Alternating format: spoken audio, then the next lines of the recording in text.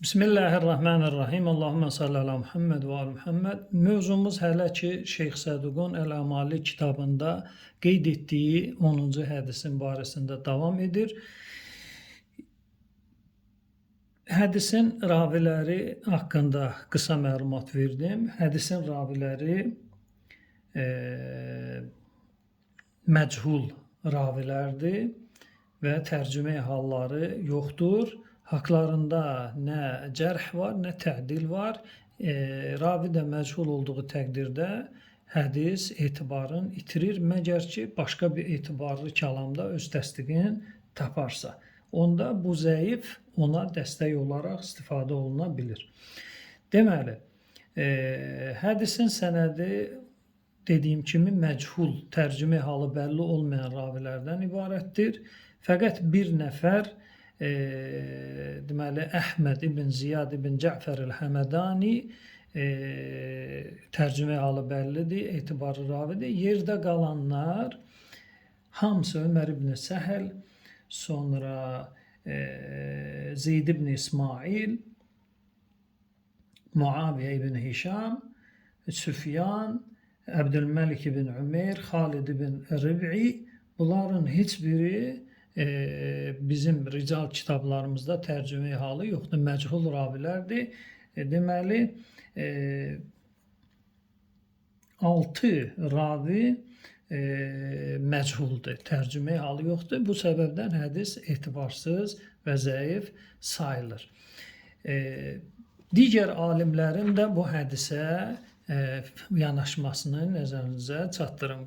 Qarşımda olan səhifə Seyyid Haşim Bəhraninin Mədinətül Məaciz kitabı 1-ci cild səhifə 119. Deməli, 65 nömrəli möcüzənin hədisidir və o hədisin fəqət mətnin gətirib müzakirə eləməyib. Amma kitabı təhqiq eləyən müəssisə və alimlər Müəssisətül Məarifil İslamiyyə 1413-cü ildən çapdan çıxmış bu Mədinətül Məaciz kitabını araşdırıb təhqiqatını aparan 3 alim buyurur ki, bu hədisin deməli əqul əl-hədis məxduşun min heysul mətni və sənəd. Deməli, hədis həm mətni, həm də sənədi məxduş xədş rical elmi istilah olaraq istifadə olunanda, yəni tənəli, problemli, qəbul olunmaz bu mənalarda gəlir. Deməli, buyurur, əmmə sənəd lə'ədəm təvsiq ricalihi min qibəl əshab-ı təracim. Deməli, ravilərin tərcümə halını nəql eləyən alimlər tərəfindən bu hədisin raviləri təzkiyə və təvsiq olunmuyublar, məchuldular. Deməli, bu kitabı, Mədinətül Məaciz kitabını Müəssisətül Məarif Əl-İslamiyyə çapxanasının çap elədiyi kitabı 3 alim təhqiqatını aparıb, üçü də eyni rəydədir. Həmçinin də deməli, bu kitabın tərtibul əmali deyilən bir anlayışı var. Deməli, Əllamə Şeyx Muhammed Cavad el-Məhmudi o kitabı tərtib halına salıb. O Tərtibül Əmali kitabında bu hədisə çatanda, deməli 4-cü cild səhifə 551, hədisin nömrəsi 2208 nömrəli hədisə çatanda buyurur ki, əl-hədis məxduşun min cihətin, min cihətis sənədi vəl-mətn. Hədis həm sənədi qəbul duyur, həm də mətni qəbul deyil. Deməli, Əllamə Şeyx Muhammed Cavad el-Məhmudi də bu hədisin həm sənədinə, həm mətninə öz kitabında Tərtibül Əmalidə etiraz etmişdir. Deməli, bu hədisin sənədi və mətni alimlərimiz tərəfindən qəbul olunmur. Birinci baxışda mən niyə qəbul olunmuru qeyd etdim. İndi bir sual ortaya çıxa bilər ki, bu ravilər ki var ha, tərcümə halı məchuldur, tərcümə halı rical alimlər tərəfindən qeyd olunmayıb. biraz o haqda ətraflı məlumat verək. Deməli, qarşımızda olan bu kitab Əhməd ibn Həmbəlin Müsnəd kitabıdır. Deməli, 4-cü cild Əhməd Muhammed Şakirin təhqiqatı ilə. Deməli, gəlirik səhifə 18-ə. 18-ci səhifəyə gəlirik. 18-ci səhifə 3749, 3750, 3751, 3752. Deməli, bu hədislərin sənədinə nəzər salaq. Deməli, diqqət edin. Abdurrazzaq Mə'mərdən nəql edir. Mə'mər deyir ki, əxbərəni Əbdülməlik ibn Umeyr, deməli, Əbdülməlik ibn Umeyr ən Xalid ibn Rib'i. Deməli, Şeyx Səduqun nəql elədiyi bu əmali kitabında bu iki ravi gəlir. Əbdülməlik ibn Umeyr və Xalid ibn Rib'i. Və həmçinin aşağıdakı hədisdə yenə də Xalid ibn Rib'i Əl-Əsədi nəql edir İbn Məsuddan. Növbəti hədisdə də deməli Əbdülməlik ibn Umeyr nəql edir Xalid ibn Rib'idən. 3752-də də yenə eyni qaydada Xalid, deməli Əbdülməlik ibn Umeyr nəql edir Xalid ibn Rib'idən. Deməli, haşiyələrə baxsaq, görərik ki, yazır isnadun sahih, isnadun sahih, isnadun sahih, isnadun sahih. Bu 4 hədisin 4-ü də səhih sənəd sayılır əhl-i sünnə və cəmaətin kitablarında. Diqqət cəlb eləyən nədir? Diqqət edin, mən keçmiş görüşdə dedim, ravilər məchuldur və həmən bu məchul ravilər əhl-i sünnə raviləridir, sünni raviləridir. Əhl-i beyt, şiə hədisini nəql edən ravilər deyil. Araşdırma nəticəsində qarşıma ehni sənəd çıxdı. Muaviyə ibn Hişam, Süfyan və o da Əbdülməlik ibn Ümeyrdən, o da Xalid ibn Rib'idən. Yaddan çıxmasın. Muaviyə ibn Hişam nəql edir Süfyandan, Süfyan da Əbdülməlik ibn Ümeyrdən, o da Xalid ibn Rib'idən nəql edir. Deməli, 18-ci səhifə, 4-cü cild Müsnəd Əhməd ibn Həmbəl. Görək həmən sənəd bu Şeyx Səduqun nəql elədiyi hədisdə öz təsdiqini tapır, ya yox. Diqqət edin. Deməli, Muaviyə ibn Hişam nəql edir Süfyandan, Süfyan da Əbdülməlik ibn Ümeyrdən, o da Xalid Rib'idən. Deməli, sənəd sünni sənədidir, sünni ricalıdır, sünni raviləridir. Onların nəql elədiyi hədisdir ki, bizim əhl-i beyt alimləri tərəfindən götürülüb, qeyd olunub, lakin mülahizə qoyulmalı idi ki, sənəd əhl-i sünnə sənədidir. Əhl-i şiə hədisi sənədi deyil. Deməli, qeyd elədiyim ki, Müsnəd Əhməd ibn Həmbəldə eyni bu sənəd 1, 2, 3, 4 və Xalid ibn Rib'i nəql edir. Deməli, hədisin sənədi tərcümə halı əhl-i sünnədə olsa da belə, bu sənəd onlarda səhih də olsa belə, bizim rical kitablarında, əhl-i beyt hədisini nəql edən rical kitablarında bu şəxslərin tərcümə halı yoxdur. Deməli, hədis bunu ilə zəif hesab olunur. İndi bir sual verim və ona da cavab verim. Sual belədir ki, yaxşı, bəyəm hədisin sənədində əhl-i sünnə və cəmaətdən kimsənin gəlməsi hədisi zəif mi eləyir? Buna cavab verirəm ki, xeyr.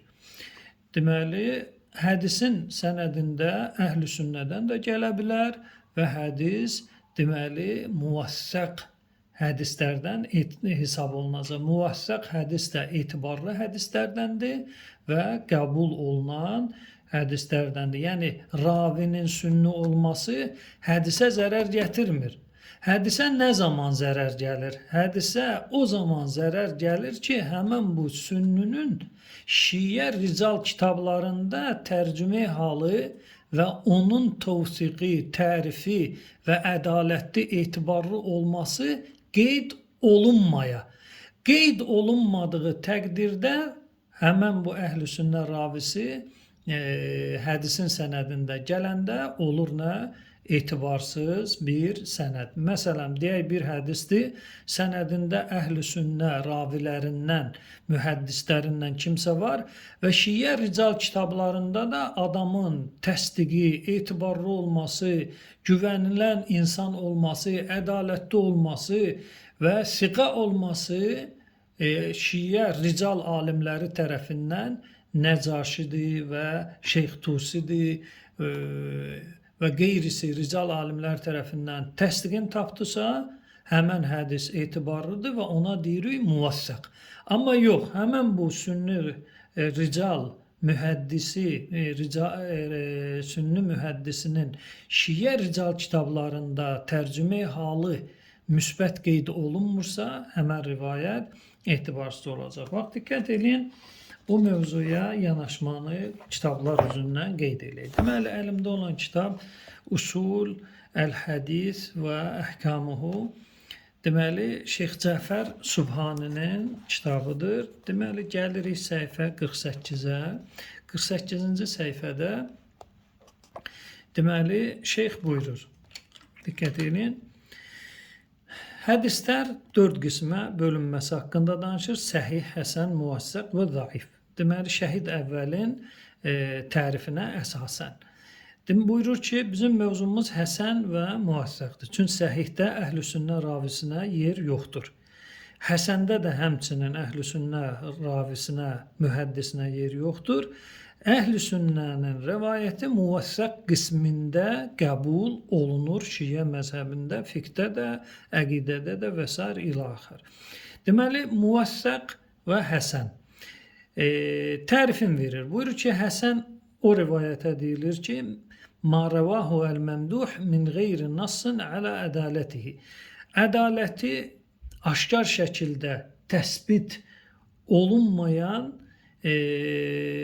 təriflənən ravi tərəfindən nəql olunan hədisə deyilir. Amma burada bir qeyd də qoymalıydı ki, imami, yəni 12 imam şiəsindən olsun. Deməli, yəni əgər 12 imam şiəsi deyilsə, o həsən, muvassaq həsəndən müvəssəqə düşür. Müvəssəq odur ki, ma rəvahu mən nassa və yaxud nussa ələ təvsiqihi mə'ə fəsad əqidətihi. Deməli, vəsaqəti aşkar şəkildə sabit olur rical alimləri tərəfindən, amma əqidəsi tamam deyil. 12 imamı qəbul eləmir və Həzrət Əli əleyhissalamı bir imam kimi tanımır və digər imamlar da həmçinin. Və müəyyən Həzrət Əlinin Əhl-i Beytin qəbul elədiyi əqidəni də qəbul etmir. Amma adam yalan danışan deyil, düz danışandır və rical alimlərimiz tərəfindən, məsələn, Şeyx Tusidir, Nəcaşidir və qeyrisidir, onlar tərəfindən şəxsin düz danışan olması aşkar şəkildə qeyd olunur. Deməli, həsənlə müvəssəqin fərqi nədədir? Fərqi ondadır ki, həsəndə cəmi-i ruvvat, bütün ravilər hamısı imamiyyədən olmalıdır. Yəni 12 imamı tanımalıdır. Amma müvəssəqdə isə ola bilsin ki, bütün ravilərin heç biri 12 imamı tanımasın, amma onun ədaləti, düz danışmağı haqqında aşkar rical tərəfi, alimlər tərəfindən dəlil vardır.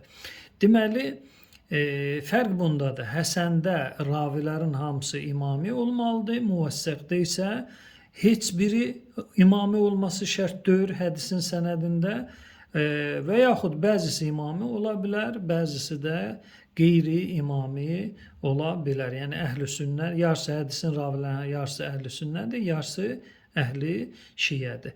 Belə olan təqdirdə hədis müvəssəq qismində hesab olunacaq. Deməli, qısa xülasə, əhl-i sünnənin hədis sənədində gəlməsinin heç bir problemi yoxdur. Həmən o əhl-i sünnə mühəddisinin, ravinin tərcümə halı şiə rical kitablarında, məsələn, Şeyx Tusinin Fihristində, sonra Nəcaşinin ricalında, Əllaməhillinin xülasəsində, İbn Davudun rical kitabında və s. digər rical kitablarında o sünnə mühəddisinin tərcümə halı müsbət təriflə, ədalətlə qeyd olundusa, o şəxsin sənəddə gəlməsi heç bir problem yaratmır. Hədis mötəbərdir, qəbuldur. Adınasa ya müvəssəq deyərlər, ya da qavi. Hədisun qavi və yaxud hədisun müvəssəq. Deməli, qeyd etdiyim kimi, hədisin sənədində əhl-i sünnənin gəlməsi hədisə ziyan gətirmir dediyim şərtlə. İndi misallar çəkək. Deməli, qarşımda olan kitab Nəcaşinin Rical kitabıdır. Həmən bu kitabda səhifə deməli 52-də 116 nömrəli tərcüməyi hal. 116 nömrəli tərcüməyi hal. Deməli, Şeyx-i Nəcaşi bizim ən böyük rical alimlərimizdəndir. Ravilərin tərcüməyi halını qeyd eləyir. Buyurur, Hüseyn ibn Əlvan el-Kəlbi. Deməli, Hüseyn ibn Əlvan el-Kəlbi Mevlahum Kufiyyun Ammi. Deməli, Ammi rical kitablarında gəldisə, Rəculun Ammiyyun, Muhaddisun Ammiyyun, yəni əhli sünnədir. Şiyə deyil. Ammi kəlməsi işarədir sünni olmasına şəxsən. Deməli, Hüseyn ibn Əlvan el-Kəlbi sünnüdür. Siqətun. Adam etibarlıdır, güvəniləsidir, hədisi də qəbul olunur. Bu bir misal. Həmən kitabdan gəlirik digər bir səhifəyə. Deməli, 104-cü səhifə 271 nömrəli tərcümə hal. Əsram ibn Havşəb Əl-Bəcəlli Ammiyyun.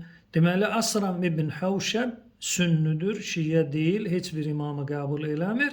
Amma siqətun, adam düz danışan və etibarlıdır və güvəniləndir. Yəni, sünni hədisin sənədində gəldisə, bu sünnünün hədisin sənədində gəlməsi heç bir hədisə zərər ziyan gətirmir. Hədis müvəssəq və yaxud qavi dərəcəsi ilə hesablanır və qəbul olunur, əməl olunur və etibarlı sayılır. Bu bir kitab. Gəlirik digər bir kitaba. Deməli, məşhur fəqihlər, ulamaların istifadə elədiyi Vəsail-i Şiə kitabı 30-cu cild. Deməli, Hürrül Amilinin sonda araşdırması var. Deməli, burada əvvəl bu mövzunun adına gələk. Deməli, Əhval-ı Rical, faidə sani aşar, 12-ci fayda, Əhval-ı Rical, ravilərin tərcüməyi halın qeyd eləyir. Gəlirik səhifə 322-ci səhifəyə. Asram ibn Havşəb Əl-Bəcəlli buyurur, Ammiyyun, Ammi qeyd elədim, yəni əhl-i sünnədir. Siqatun, etibarlıdır, güvəniləndir, hədisi məqbuldur. Qaləhul Əllamə, Əllamə təsdiqləyib adamı və Nəcaşi, həmçində Şeyx-i Nəcaşi təsdiqləyib. Və sonuncu misalımızı da qeyd edeyim. Deməli, Seyyid Xoyinin Əl-Mufid min Mu'cəm Ricalil Hədis, Seyyid Xoyinin Rical hədisinin xülasəsi çıxarılıb Şeyx Muhammed Cəvahiri tərəfindən. Şeyx-el Cəvahiri bu cilddə Seyyid Xoyinin kitabının xülasəsini qeyd edir. Diqqət eləyin, səhifə 188-ə nəzər eləyək. Deməli, Hafs ibn Qiyas. İbn filan min əshab-ı Sadiq vəl Kazım. Deməli, İmam Cəfər Sadiq əleyhissalamı görüb, İmam Kazım əleyhissalamı görüb. Deməli, Harun Abbasi xəlifəsinin qazisi olub Bağdadda, sonra Küfədə. Diqqət edin. Ammiyul məzhəb. Qət qoyuram. Ammiyul məzhəb. Adam sünnüdür. Ammiyul məzhəb. Hafs ibn Qiyas. Ammiyul məzhəb sünnüdür. Sünni məzhəblidir. Ammiyul məzhəb. Hökmü siqatun. Siqa etibarlıdır. Güvəniləndir, hədisi qəbuldur. Və əmiləti taifə bir rivayatihi. Deməli, Şiyə məzhəbinin alimləri Hafs ibn Qiyasın rivayətlərinə əməl eləyiblər. Deməli, yenə sualı təkrar eləyirəm. Hədisin sənədində sünnünün gəlməsi hədisin sənədinə heç bir ziyan gətirmir. Bir halda ziyan gətirər ki, onun tərcüme halı ya olmasın, ya da ki, haqqında ədalətsiz, yalan danışan və yaxud nəsə bir şiyə rical alimi tərəfindən bir tənə olmuş olduqda, o təqdirdə hədis qəbul olunmayacaq. Vəssalamu aleykum və rəhmətullahi və bərəkatuhu.